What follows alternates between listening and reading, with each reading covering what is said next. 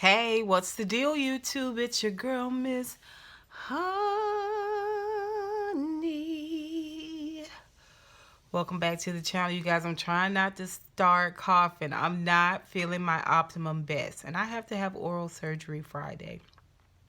This surgery has to happen, okay? Because I got money in my FSA, flexible spending account, I need to use. And I can't be sick going into oral surgery. Like, that's the no bueno. So I need to get this under control. And yeah, so let's talk about Married to Medicine, you guys. I'm going to try to make this super duper quick because I can feel a coughing spell rolling up on me. Now, let's talk about the highlights real quick. Jackie is moving into a new building. This building is like 3 or 4 floors. Curtis is supposed to be the project manager. She's really just giving him something to do. He's retired. Jackie, as you guys know, is super duper focused, and she's a go-getter. You know, she's writing a book, she's renovating a home, and she's opening her own another practice. She's got another practice. Her current practice is still fairly new. Can't be more than 3 or 4 years old, and now she's moving in. It's expanded so much, she's got to move into a much larger space. She owns the space free and clear outright. There are other doctors that lease the space, and so they have sort of like a medical center.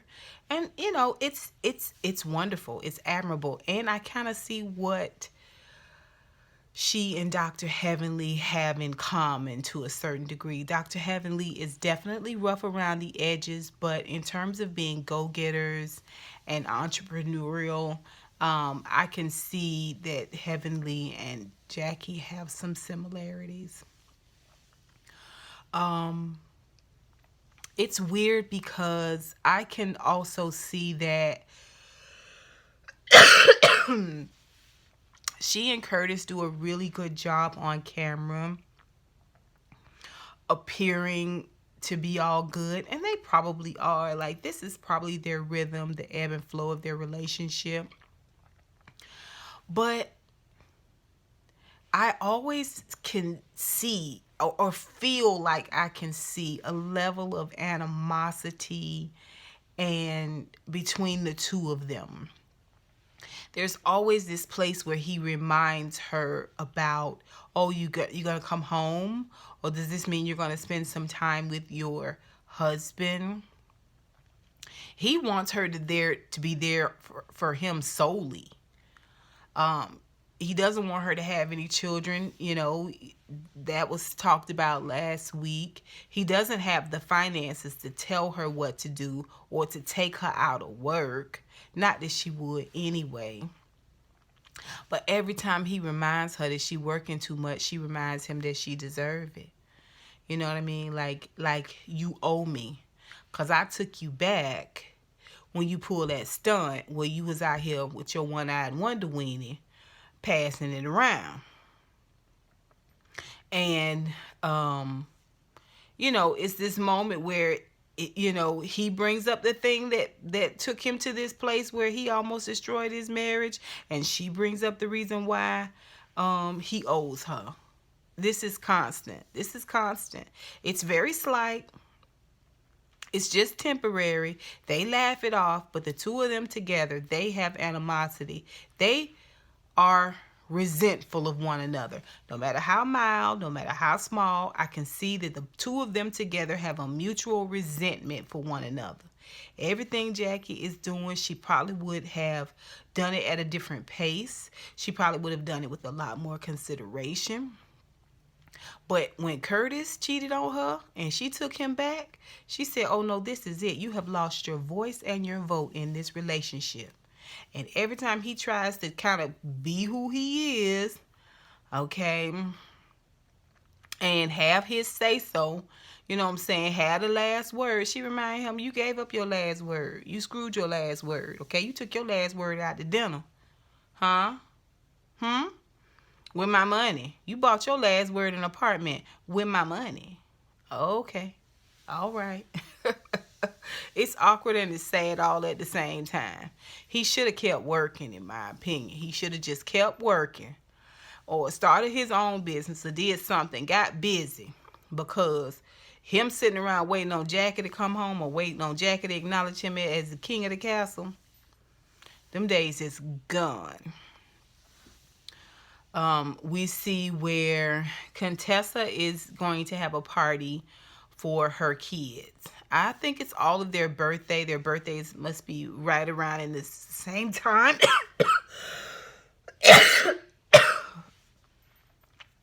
Talking too much. Their birthdays are right around in the same time. And so she's throwing this humongous $15,000 party.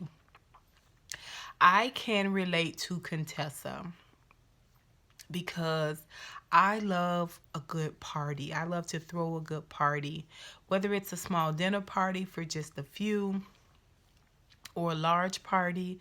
I want everything to be just like I pictured it. And oftentimes through the party, I don't get to enjoy my guests because I am ripping and running and making sure. Like, I'm not going to be able to focus on chitty-chatting with you if I don't know if my guest bathroom clean. I'm not doing that. Like, I'm going to have to stop what I'm doing and clean this guest bathroom. I'm going to check on the kitchen. I'm going to check on everybody and make sure if they ate or not. I'm going to go and make sure the water's not running. They turn the hose off. You know what I'm saying? Like, I get that. At the same time, you and Scott are growing further and further apart, Contessa, and it is worrying me. Those awkward moments, like after the party, they were supposed to be cheersing each other up. And, you know, she was like, she was making little comments, trying to just kind of feel him out and see where he was. And he didn't know how to answer, and he didn't want to say his answer. A lot of times when she asks him questions, he thinks it's better to say nothing at all because he knows how he really feels about the situation. It's probably going to make things worse. She wants to go to counseling. He doesn't. Cecil told him he need to go. He need to go and discuss it and talk about it. We're going to see next week where things just kind of escalate in terms of getting worse between Contessa and Scott. And they one of my favorite couples. I like Mariah and Aiden too, even though Aiden is kind of square. I like how they ride for each other. Of course, Cecil and Simone are my number one favorite couple. But I really, really, really, really love Scott and Contessa. And it is very disheartening to see them go down this path. They're so disconnected. They just do not. And let her tell her he's not touching her. I'm like, girl, let me tell you something. You a good looking woman. And if your man is not rolling up on you minimum once a week, I don't know. If he ain't trying to act like he can't get by and he need to squeeze up on your booty real hard, you know what I'm saying, trying to get through the bathroom, something ain't right. Something ain't right. If he ain't slapping you on the butt or trying to nuzzle down in your bra, it ain't good, girl. And she knows it. She knows it. She knows that things are off. He knows that things are off. They're just like two ships passing in the night. It wasn't a great party to me because she had way too many people. When you got that many people at your home, it starts to look more like an amusement park and less like a home. But she was happy with what she did. Y'all keep Contessa and Scott in y'all prayers, please. So this was a good episode. Scene in the episode for me was with Quad and with Heavenly. Heavenly sets Quad up with two guys. Quad doesn't know.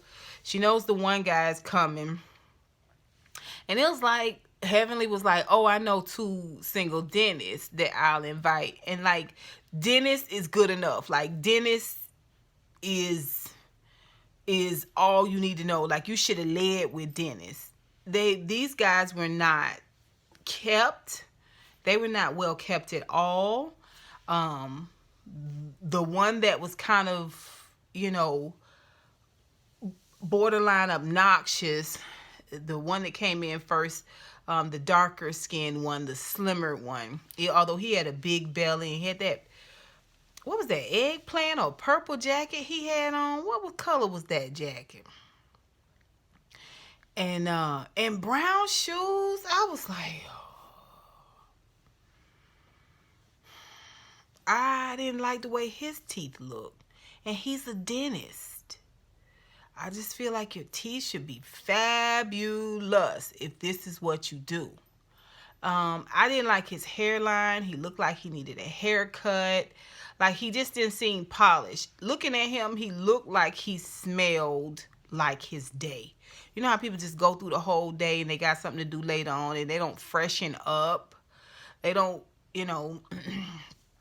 switch up colognes and freshen up their clothes and, brush their teeth and reapply makeup and just mouthwash and, just freshen up. Don't go around smelling like the last 14 hours of your day. That's what he looked like. He looked like he threw a coat in the car. He left work. He put that coat on, changed his shoes out, and kept it moving. First thing they want to know is, Quad look beautiful. Quad look beautiful. I like that little blonde wig that Quad wears. I like the way it lays on her head. It has been tailored, looks like, to her head. Cut and shaped and tapered to her head.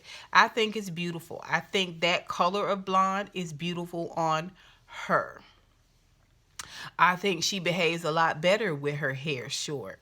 When she gets a little bit more hair on her head, Quad is a piece of work. Quad's a piece of work anyway, but when she is really tooting her own horn, baby. Beautiful, beautiful yellow dress. Quad is built. Heavily alluded to the fact that Quad may or may not be rocking her original bottom. But let me say this. Quad has had major, major, major female surgery. And a lot of times that alone will put weight on you differently, depending on what they did. So, do I believe Quad had butt surgery? I don't know. I'd be surprised to hear that. Quad is very driven. She's very focused. She's very physically fit. So, yeah. Heavenly got a way of just being just a flat out hater, a regular old everyday hater. You know what I'm saying? She just, if y'all go back to Dave Chappelle and the haters ball, you know what I'm saying? I hate your mama and your mama's mama. I hate your mama's fallopian tubes. You know what I'm saying? Anything she can hate on, she's gonna hate on it. When the fact of the matter is, Heavenly, you've lost weight, but you're flabby. You're not tight. You're not taut, and you're mad at people who are tight and who are taut. You know what I mean? I think one of your biggest problems with Mariah, Heavenly, is that Mariah is beautiful and you don't consider yourself to be as good as Mariah is, or as beautiful as Mariah is. Not as good as, but as beautiful as Mariah is, because Mariah represents those young, light-skinned girls in college that would never let you in the circle. That's my thought process on it. But outside of that, in general, she is a run-of-the-mill hater. So now Quad is your girl, your ace boom coon. I don't think Quad will care, but it seemed like to me, you hating on the fact that Quad is fine as all get out, baby. She is a brick what house. Okay? And you's a hater. You can barely keep your feet in them shoes trying to keep up with all these girls, and you know these girls do this for a living. These girls wear these heels all day long for a living, baby. They sharp all day long for a living. They coordinate all day long for a living. And you, just because you can't keep up does not mean you have to belittle them. Anyway, so They asked the guy what his credit score is, and he don't know his credit score. And Quad feel like she has it. That's not gonna be a good fit for her, because why don't he know his credit score? I mean, if you know your credit score right now, it's because you checked it. In my opinion, if you shopping, your credit score is, I don't know, it's gonna be like people don't, they can say, oh, ballpark, but at the same time, I wouldn't have told nobody what my credit score is. I don't know you. It's good enough. I can go get a car right now if I wanted to. I can walk across the street right now to this real estate agent and get a house if I wanted to. I own my own practice. Okay, that's what I would have told her. He got to talking about his child. His child is 1 year old. That's what would have got you asked out to me. Your child 1 year old. Who finna take you? I don't. Oh no. Oh no. Oh no. And you with the woman for 4 years, and then she kept dropping by. Why was you stringing her along for 4 years? Okay. Them relationships, I don't like them. Not good. I didn't like the fact that Heavenly didn't vet these men out a little bit better. If you know me, you gonna vet them. You're not finna bring no any old scallywag or any old ragamuffin dude to see me just because he got a a good job or a good career. You don't think I'm worth you vetting this person, because I'm gonna chew him up and spit him right back out. But Quad was very ladylike. She was very amicable, and we see where Heavenly is pretending to go to the bathroom, and when she goes and she come, while she's gone, Quad talks to the guy a little bit more and gets to learn a little bit more about the fact that he's a lamb and a lion. He's mostly a lamb, but there are times where he can be a lion, and she wanted to know what the lion was like, and I forget what he told her, but whatever he told her was not good enough for me, so I can understand why it wasn't good enough for Quad. A woman should never be so desperate. A woman should never be so desperate where she take any and everything. And I'm not saying this man wasn't good enough for Quad. I'm saying your initial presentation was a garbage can lid. Okay, you might have been steak and potatoes, to quote Bill Cosby, and some beautiful broccoli. Okay, but if you put it all on a garbage can lid, it's trash. And that's how I looked at this situation. Anyway, Heavenly pretends to go to the bathroom, and there's another man at the bar. This is another dentist, and he's supposed to be a multi-millionaire. Well, he might be a multi-millionaire, but he's grossly overweight, and most of his weight is he's pendulous, which means his weight hangs low. He's got a big butt. He's got a big stomach. He's a big dude anyway. But I'm like, what is Quad finna? Quad be done put this man in the doggone hospital. If not in the grave, Quad to kill this man. She done gone low these many days without a husband, and her husband wasn't putting it down no way. He was a little think. Yeah, Quad to break this man in half. Okay, he can be a multimillionaire, but she's already come from a relationship where she was with a dude for stuff and for things. And I say that, I stand by. Y'all know how I feel about Quad and Dr. Gregory. I feel like Quad did what she had to do to move up, and she realized real quick, like although it had its benefits, she earned it. She earned it, baby. She earned it, because that little dink, he was a piece of work. Anyway, she meet this guy, and he was married for 12 years, and he divorced the woman. First of all, 12 years at your age. I think he's in his early to mid 40s. 12 years. I mean, it's more than me, but all I'm saying is, whenever somebody that age give me like this short time span, I'm like, oh, what happened? Thinking like the person must have passed away or something. But more likely than not, it's a poor decision. And I was trying to push her too hard and too fast. And you can see Heavenly shaking her head up and down. I mean, they've discussed it. But Now he telling it to Quad like it's the first date. What do you like to do for fun? I know it ain't running. I know it ain't hiking. Whatever it is, it involves sitting down. This is a big dude. He's a dentist. Nope, he's not a good fit for Quad. Anyway, they dismiss him and send him on his way. Like he was completely thrown off. I was just like, meanwhile, Quad gets up and goes to the bathroom. Now, when she gets up and goes to the bathroom, the two guys sat side by side. They didn't know each other was gonna be there. The slimmer, dark-skinned guy, he felt a type of way. So when Quad got up to go use the bathroom, he follows her, which I think was a little presumptuous. Now, here is a man who's going to follow you. Okay, that's fine. That's fine. If he gonna follow you into the pits of hell and help you fight a dragon, but he kind of seemed like the kind of individual that felt like I know what I'm doing. I can for you to go into a women's restroom, like I just wanted you to see that I would no, I feel uncomfortable. I feel uncomfortable with how far you will go to show me. I feel uncomfortable about the fact that you followed me to the bathroom to show me. It makes you seem desperate, and it makes you seem what's the word I want to say? Like you don't have any boundaries, any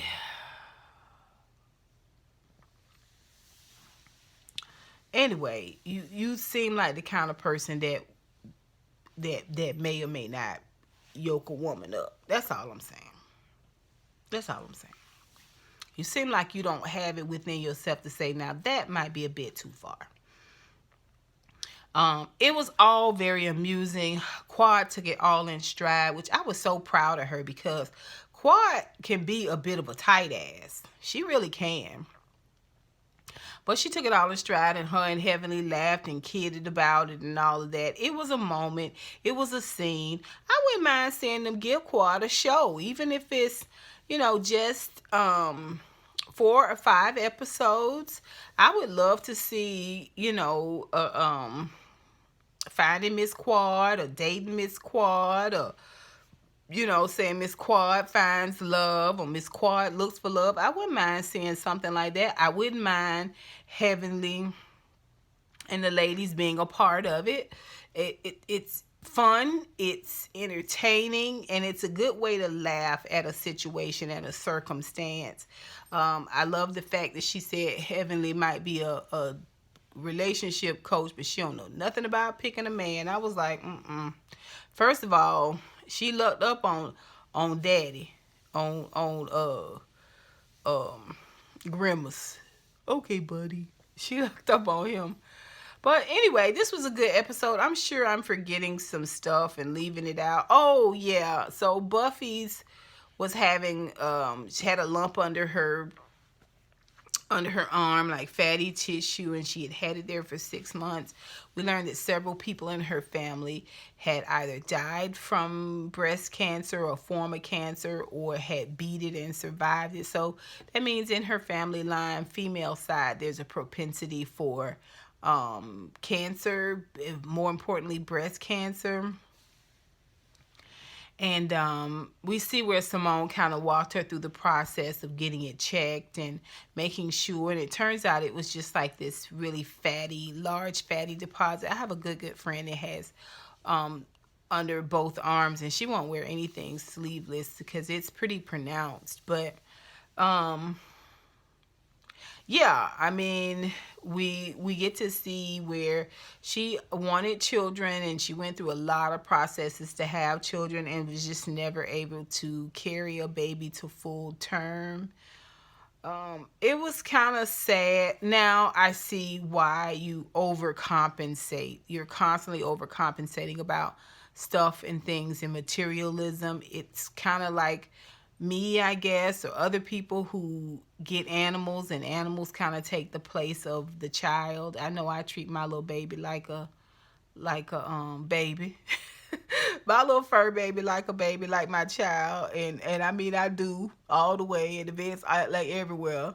So I get it to a certain extent, but this helps us to understand Buffy a little bit more. It doesn't mean I'm gonna co-sign or like Buffy. I'm just saying I could see why she would be, like, look at me, look at my stuff, look at my things, because she doesn't really have, you know, that family nucleus that she always wanted, and it just gave her a little bit more authenticity, in my opinion. Y'all tell me what you think. What do y'all think about Contessa and Scott? What do y'all think about Jackie and Curtis, you guys? Do y'all think they still have resentment for each other? I really do. I really do. I can see it in every episode. Like, they try to hide it with this guy kidding and pushing and all of that.